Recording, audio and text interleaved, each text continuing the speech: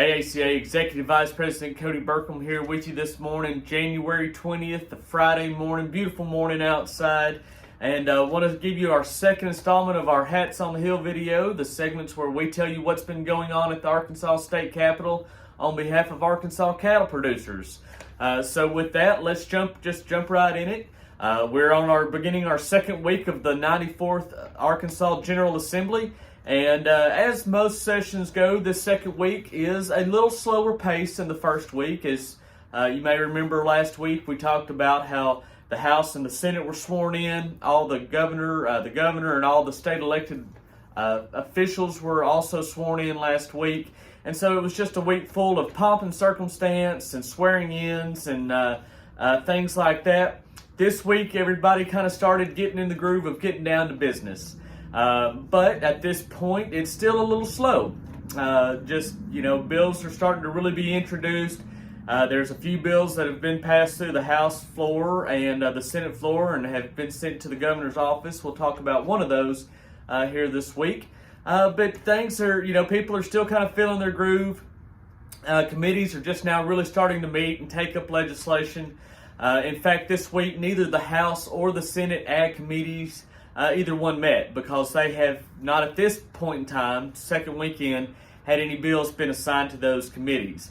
But there certainly will be many bills assigned to them in the coming weeks. And so we'll talk about those in later segments of our Hats on the Hill video. But this week, just want to give you just a couple bills that we were watching and some that have been introduced and some that have been passed. The first bill I want to talk about this week is one that passed the House and the Senate. Is SB12, and it is went through the Joint Budget Committee, and it is the appropriation for the Arkansas State Beef Council. As many of you know, Arkansas has its own State Beef Council, and that is there's a board of 7 members there, and producer members. And they meet regularly to determine how those research and promotion dollars are spent, and so that appropriation does have to go through the state legislature, even though it is an industry voted on measure, and the industry makes those decisions how that money is spent. It still has to be appropriated through the state legislature. So that went through with flying colors this week. Little to no opposition on that bill, and so we're glad to have that Beef Council appropriation out of the state legislature this early in the cycle. Another one I want to mention is Senate Bill 83 or SB83. It also does not have a primary sponsor. They just put down the Joint Budget Committee as the primary sponsor. What this is this is an appropriation for the State Department of Agriculture. And as many of you know, the ACA is involved and works with the State Department of Agriculture on a daily basis. And so we're also very interested to see, what their appropriation is from year to year. And, the appropriation this year for the State Department of Ag looks very good. Went through and made sure that it had some appropriations for some key ACA items such as our state our state meat inspection program. That if you'll remember, that's something that we worked hard to get passed last last session, and that has been appropriated, and that is in the bill.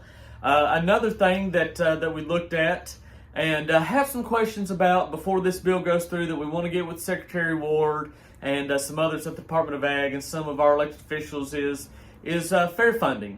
Last year last session, I guess I should say, there was some changing on the way some of the fairs across Arkansas were funded, especially our state fairs.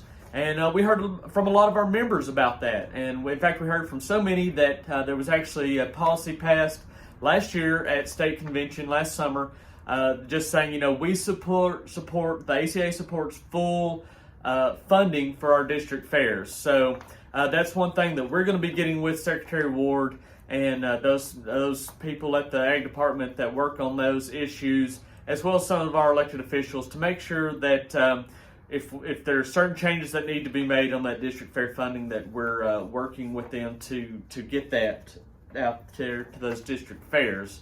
Our fairs are very important across the state. It's just a way to really show off the agriculture across Arkansas. So that's something we're also going to be working at in that Ag Appropriation as well.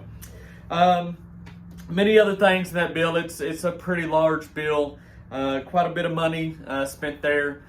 So we're going to keep an eye on that and make sure that everything is like it needs to be there.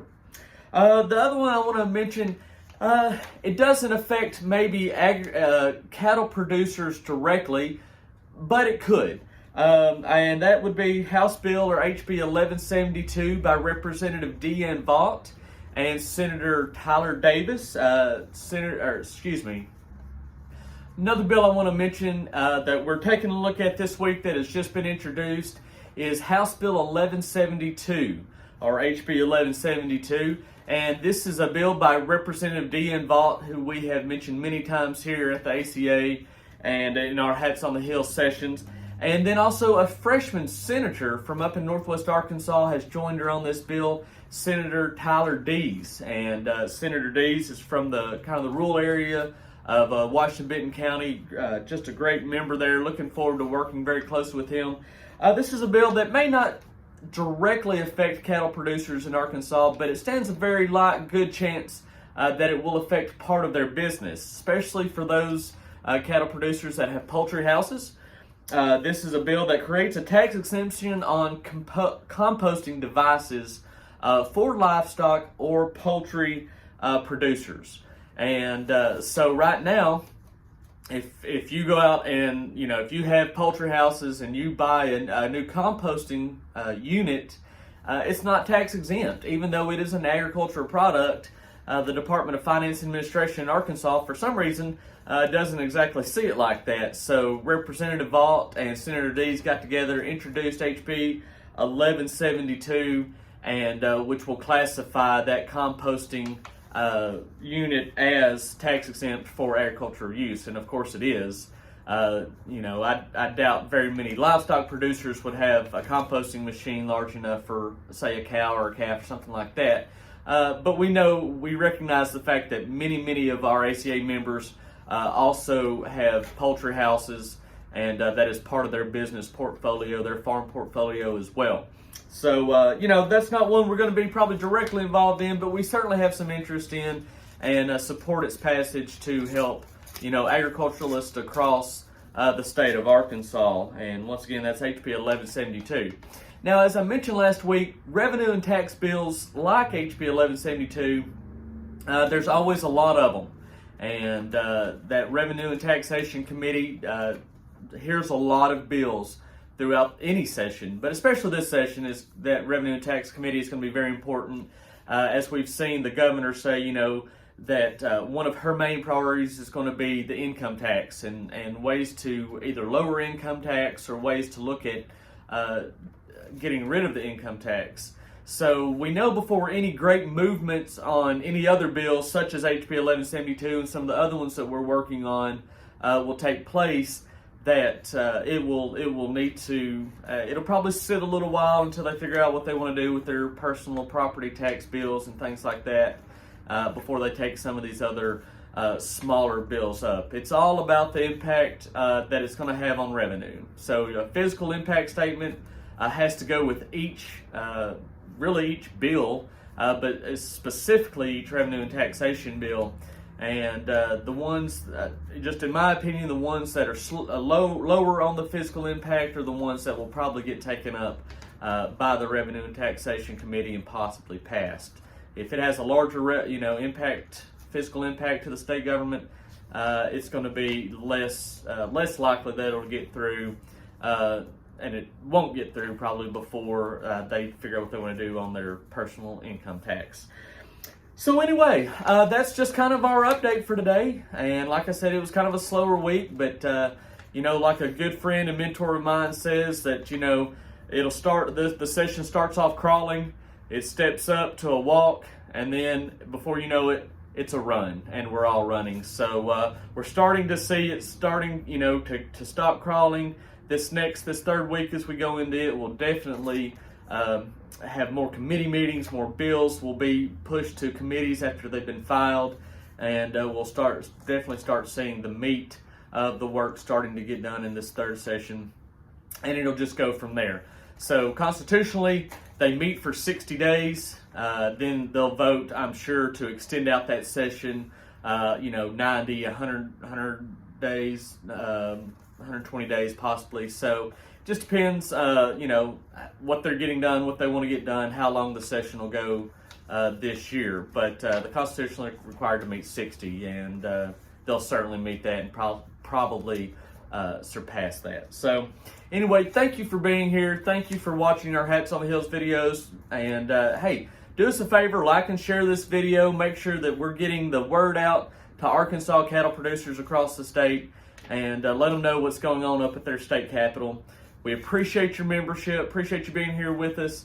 If there's anything we can do for you here at the ACA, please don't hesitate to give us a call or shoot us an email. We want to help you be successful however we can. So with that, we hope you have a great weekend, and we'll look for you next Friday to give you the third series of the Hats on the Hill videos. Y'all have a good weekend.